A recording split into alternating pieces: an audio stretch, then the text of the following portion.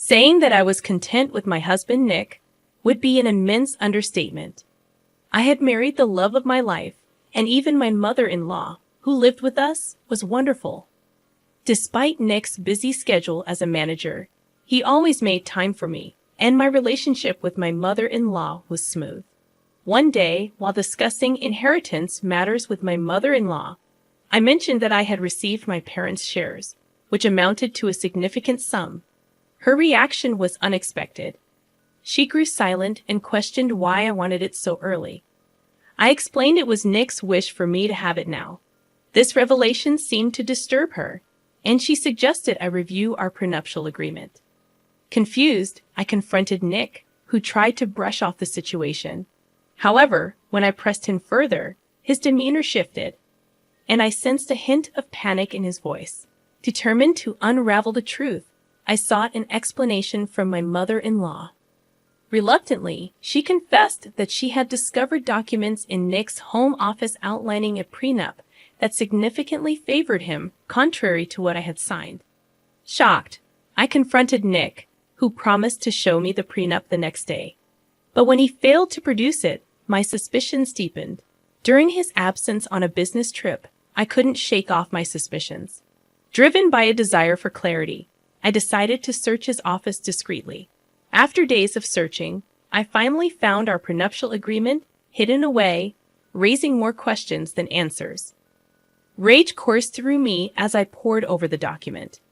According to this new version of our prenup, most of my properties would be his in the event of a divorce.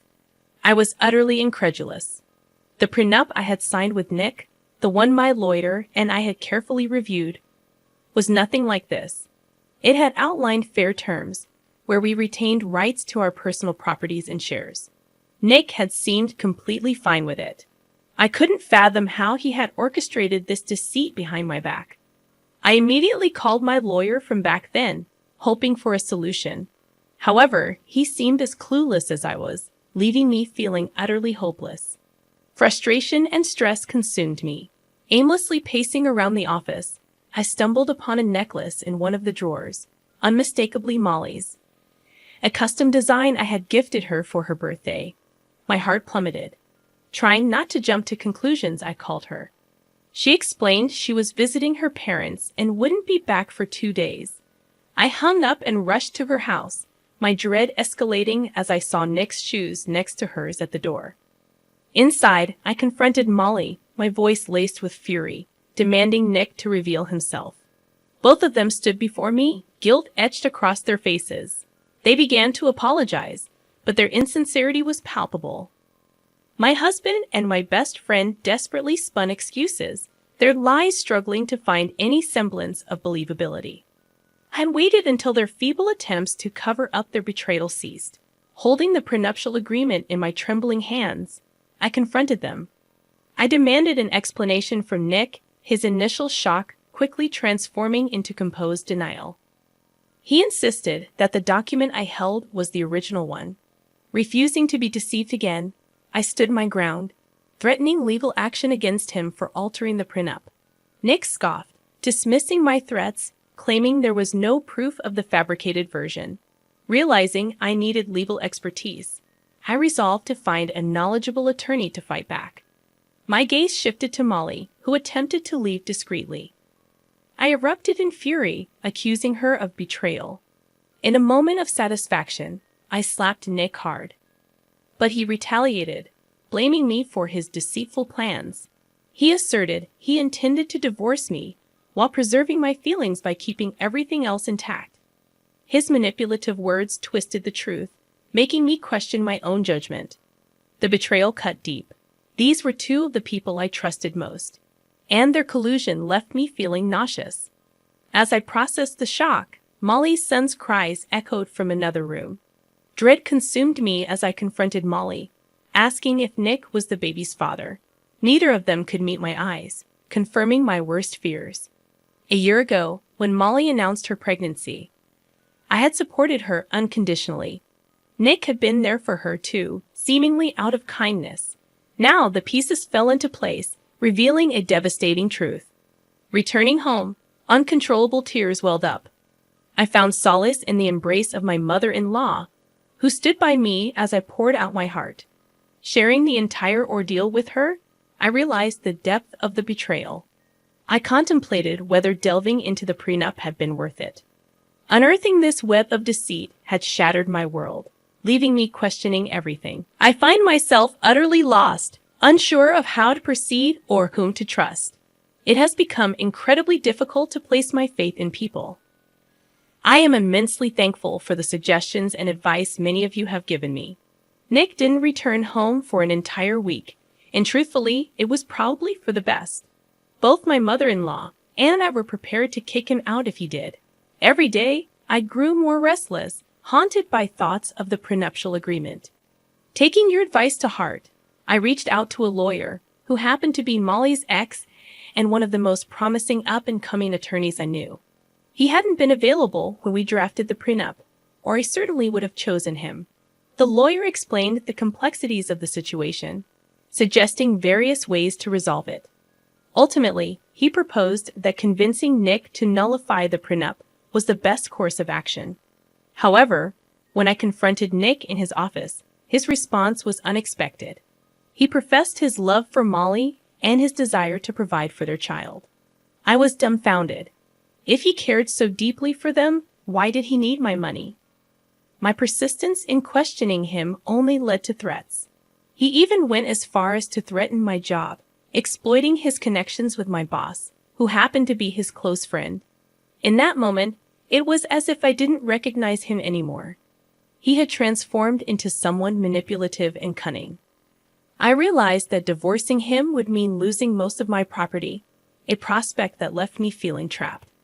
While I wasn't well-versed in the legal intricacies, my lawyer mentioned that the agreement might be considered invalid if the property division was excessively unfair. Yet the agreement specified most of my properties, albeit with a certain entitlement for me. Despite this, it still felt profoundly unjust, even if it might appear ordinary in a courtroom setting. For now, I chose to back down, feeling the weight of the situation pressing down on me. Several days later, I received a call from Nick's secretary, requesting a meeting. We met at a cafe, where she wasted no time getting to the point. Nick was involved with my boss, and he had threatened me using her as leverage. Suddenly, everything clicked into place. Her unwarranted hostility towards me finally made sense. It was incomprehensible to believe that he was juggling multiple relationships simultaneously. Fortunately, the secretary provided me with photos as evidence of their secret affair. Armed with proof, I confronted Nick immediately. His face paled, sweat beading on his forehead. He lashed out, blaming me for ruining his life. But I cut him off, threatening to show the photos to Molly unless he agreed to modify the prenuptial agreement. Faced with no other choice, he begrudgingly complied, though his fury was palpable. In the following week, we met to revise our prenup agreement. Nick seethed with anger throughout the process, his rage evident to anyone present. When Molly saw her ex with me, she seemed genuinely surprised. Clearly, she hadn't anticipated seeing him after breaking things off upon learning about her pregnancy. After the prenup was successfully modified, I wasted no time. I filed for divorce, ending the toxic relationship that had left me broken and betrayed. Thank you, everyone, for your supportive messages. I want to share an update with you all. I've purchased an apartment and regained ownership of all my properties. The alimony was eliminated, a decision we both agreed upon. Most importantly, I've finally separated from Nick, and it feels liberating. He was involved with Molly for a while, but their relationship soared after she discovered him with my boss. In the aftermath, I resigned from my job and found a better position at a different company. On a personal note, I've started a relationship with my lawyer, Molly, and things are going quite well. It seems that karma works its magic after all. Regarding my relationship with Chris's children, Eric, 17, and Alice, 15, it has always been respectful and caring.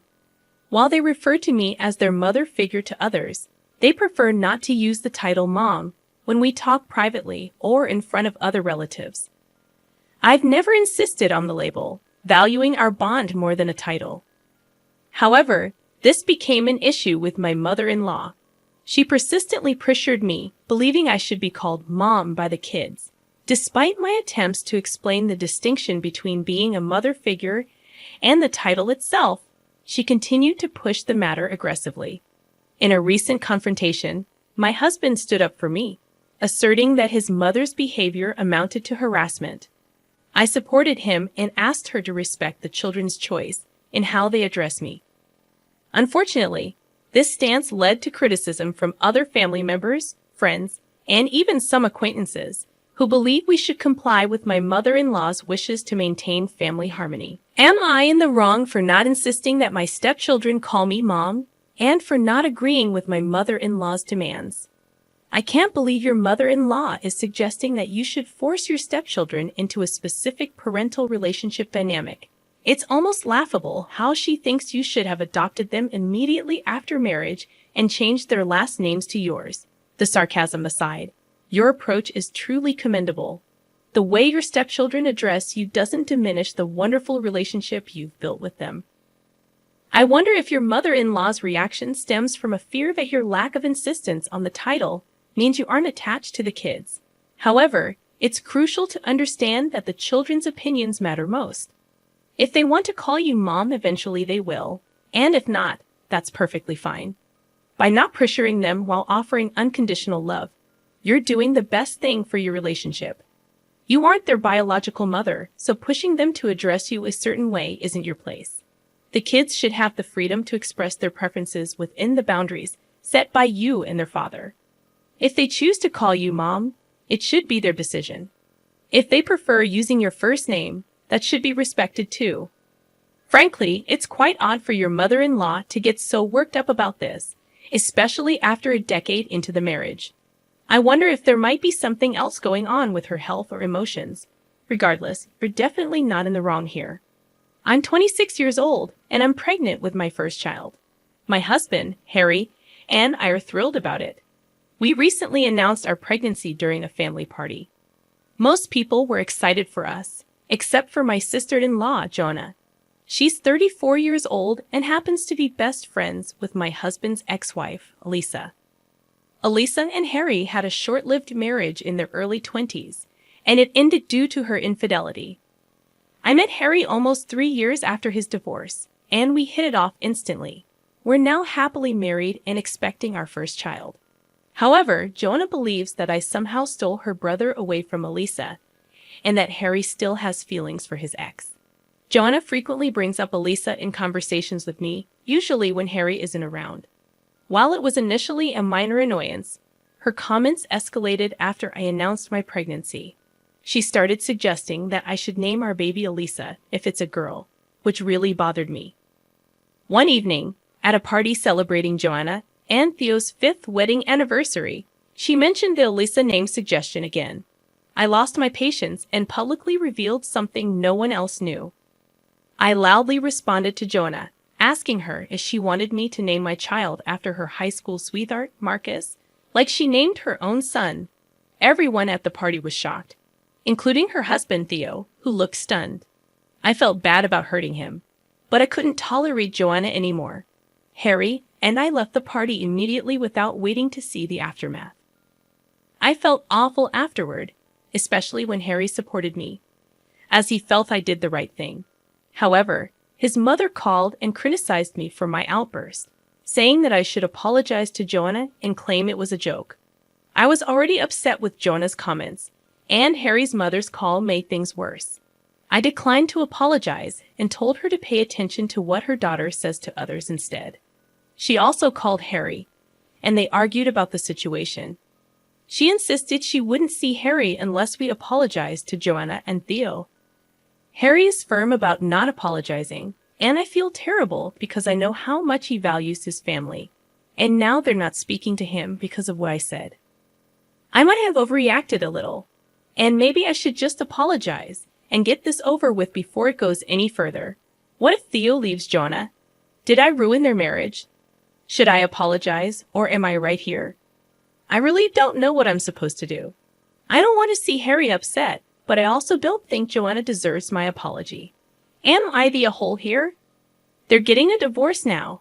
Apparently, since I refused to back down from what I said, John had to come clean about what had happened, as Theo wouldn't drop it. Harry's mother called us to let us know that this was all our fault and that we had ruined Jonah's life. I'm not sure how it's my fault, since I was not the one who named her son after her high school ex. But sure, whatever. I'd suggest we just apologize, but Harry said that he would rather not speak to his mother and sister than apologize for doing the right thing. Gosh, I really couldn't have asked for a better husband. I do feel bad that he's giving up contact with his family for my sake, but I'm glad that he's on the right side of things. It's been a few days since Theo decided to leave Jonah, and she's been calling us nonstop, mostly Harry, saying that he needs to leave me, and that I'm going to ruin his life. She even went to the extent of saying that Elisa is still willing to take him back, and that she'll make sure that we're never happy together if he decides to stay with me. At this point, we've decided to go no contact with them. I've already blocked her and her mother from all my social media accounts, and Harry's doing the same. He doesn't even look upset anymore, just outraged that his mother and sister are being this crazy and awful. I know there hasn't been an update for really long, but that's because of all the craziness that we've had to deal with over the past few weeks. So to fill you guys in real quick, Theo decided to file for divorce and seek full custody of their son. He moved out within a few days of their marriage anniversary and has been living with one of his friends. We've managed to keep in touch, and I even apologized to him for whatever happened. But he ended up thanking me for bringing up the truth. Apparently, he'd always suspected that the name Marcus had meant something to her since she had gone ballistic when he dared to even suggest another name and even threatened to leave him over this. That's why he had no option but to let her name their son Marcus. But